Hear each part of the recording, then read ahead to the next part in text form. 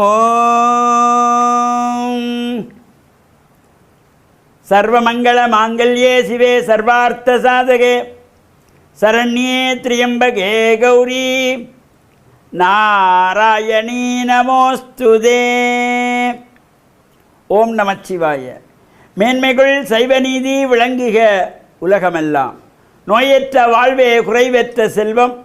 அந்த நோய் நொடிகள் இல்லாத வாழ்வு இந்த உலக மக்கள் எல்லோரும் வாழ வேண்டும் என்று கலியுகத்தின் காந்தமலை ஜோதியாகிய சபரிமலை சுவாமி ஐயப்பனுடைய திருவடிகளை சிறந்தாழ்த்தி டான் தமிழொலி ஓம் தொலைக்காட்சி நேயர்கள் அனைவருக்கும் சர்வதேச இந்து மத குருபீடம் அகில இலங்கை சபரிமலை ஸ்ரீ சாஸ்தாபீடத்தின் சார்பில் இனிய வணக்கங்களும் நல்லாசிகளும்.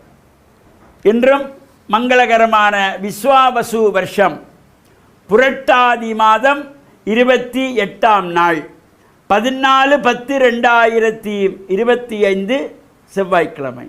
இன்று மலர்ந்திருக்கின்ற இன்றைய பொழுதும் நம் எல்லோருடைய வாழ்விலும் எல்லா விதமான சிறப்புகளும் வெற்றிகளும் கிடைக்க வேண்டும் என்ற இறைவனை பிரார்த்தித்து இஷ்ட தெய்வங்கள் குலதெய்வங்களையும் வழிபாடு செய்து பெற்றோர்கள் பெரியோர்கள் குருவானவர்கள் ஆசிரியர்களையும் வணங்கி அவர்களுடைய அன்பையும் ஆசியையும் பெறுகின்ற பொழுதும் எந்த நாளுமே நமக்கு நல்ல நாளாக அமையக்கூடியது. இன்று மங்களவாரம் என்கின்ற செவ்வாய்க்கிழமை. பொதுவாக இந்த செவ்வாய்க்கிழமைகளிலே ஆசாரியராக ஆலயங்களில் சென்று வழிபாடு செய்வது, துர்க்கை அம்பாளிடத்திலே இந்த செவ்வாய்க்கிழமைகளிலே ராகு கால நேரத்திலே ராகு கால துர்கா பூஜை என்கின்றதாகிய வழிபாடுகள் நடைபெறுகின்ற இடங்களில் சென்று பிரார்த்தனை செய்ய வேண்டும். இந்த செவ்வாய்க்கிழமைகளிலே பிற்பகல் 3 மணி முதல் 4:30 மணி வரையிலே ராகு காலம் என்று குறிப்பிடப்பட்டிருக்கும்.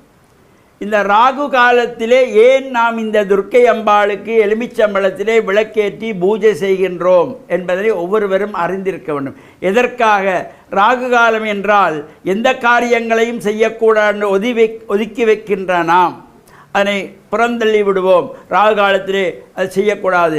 ஆனால் இந்த ராகு காலத்திலே துர்க்கை அம்பாளை வேண்டி இந்த எலுமிச்சம்பழத்திலே விளக்கு ஏற்றி மட்டும் வழிபாடு செய்கிறோம். ஏன் அவ்வாறு செய்கிறோம் என்றால் இந்த பல்வேறு வகையான துன்பங்களை கஷ்டங்களை தேவர்களுக்கு கொடுத்து வந்த அசுரர்களை எல்லாம் சம்ஹாரம் செய்திய காலம் அன்னை பராசக்தியானவள் ராகு கால நேரத்திலே கும்பன் சும்பன் மகிஷன் மகிஷாசுரன் ரக்தபீஜன் ரதோத்கடன் என்கின்ற இந்த மகிஷாசுரனுடைய படையை அழித்த காலம் இந்த ராகு கால நேரம். அந்த துஷ்டர்களை அழித்து தேவர்களை காத்ததாகிய அந்த காலம்தான் ராகு காலம். அதனாலே அந்த துஷ்டர்களை அழித்த அந்த நேரத்திலே சுபகாரியங்கள் செய்யக்கூடாது.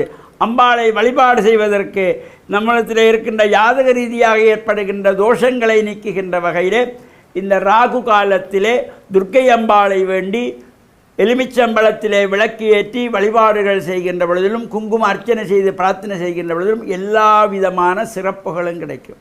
இப்போ நாமெல்லாம் எல்லோரும் ராகுகால பூஜை என்று சொல்லுகிறார்கள் என்று சொல்லிக்கொள்வோம். ஏன் ராகு காலத்திலே பூஜை என்பதை யாருக்கும் அது தெரியாது. ராகுகால பூஜைன்னு சொல்லிக்கொள்வார்கள். எதற்காக ராகு காலத்திலே பூஜை செய்கிறோம் என்றால் அந்த ராகு கால நேரம் துஷ்டர்களை அன்னை பராசக்தி ஆகிய துர்க்கை அம்பாள் சம்ஹாரம் செய்த காலம். அந்த நேரத்தில் நாம் பிரார்த்தனை செய்தால் எங்களுக்குள்ளே இருக்கின்ற துஷ்ட எண்ணங்களையும் நம்மை பீடிக்கின்ற துஷ்ட கிரகங்களையும் துஷ்ட தேவதைகளையும் அழிக்கக்கூடிய சக்தி அம்பாளுக்கு உண்டு என்பதனாலே தான் இந்த ராகு காலத்திலே துர்கா பூஜை வழிபாடு செய்வது என்ற நல்ல சிந்தனையோடு இப்பொழுது அன்னை பராசக்தி கௌரியம்பிகையானவள் சிவனை வேண்டி வழிபாடு செய்து வருகின்றதாகிய கேதார கௌரீஸ்வர விரத அனுஷ்டானம் நடைபெற்று கொண்டிருக்கின்றது. அவ்வாறான அந்த விரத அனுஷ்டானத்தில் ஈடுபடுகின்றவர்கள் ஆசாரசீரராக ஆலயங்களில் சென்று பிரார்த்தனைகள் செய்து வழிபாடுகள் செய்து அது நிறைவான பூர்த்தி அன்று 21 வெற்றிலை 21 பாக்கு 21 பழம் அதேபோல் 21 அதிரசம் என்று இவ்வாறான 21 மஞ்சள் இவ்வாறெல்லாம் அங்கே வைக்கப்பட்டு அது பல இடங்களில் இந்த காதோலை கருகுமணி இவையெல்லாம் வைத்துக்கொள்வார்கள்.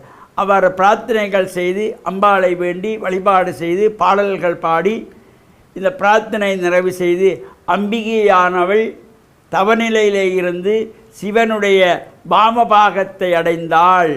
சிவனையும் சக்தியையும் யாரும் பிரித்துவிடக்கூடாது என்பதற்காக அவ்வாறு தேவலோகத்திலே 33 தேவர்களும் வலம் வந்த பொழுது இந்த பிருங்கி முனிவர் சக்தியை பிரித்து சிவனை மட்டும் வலம் வந்ததினாலே தன்னையும் சிவனையும் யாரும் பிரிக்கக்கூடாது என்பதற்காகத்தான் இந்த விரதம். அதனால தான் இந்த விரதத்திலே வருகின்றதாகிய அந்த நோன்பு கயிறு கௌரி காப்பு என்கின்ற நோன்பு கயிறானது கணவன் கைகளால் மட்டும்தான் கட்டப்பட வேண்டும். வேறு எந்த ஆண்களுக்கும் கட்டிவிடுகின்ற அருகதை கிடையாது என்பதனை ஆழமாக ஒவ்வொருவரும் சிந்தனையில் கொண்டு இறையருளை பெற்று மண்ணில் நல்ல வண்ணம் வாழ டான் தமிழொலி ஓம் தொலைக்காட்சி நேயர்கள் அனைவருக்கும் சர்வதேச இந்து மத குருவிடத்தின் சார்பில் நல்ல ஆசிகளை கூறிக்கொள்வதில் மன மகிழ்வு கொள்கிறோம். சர்வே ஜனாக சுகினோ பவந்து சமஸ்த சன் மங்களானி சந்து சுபம்.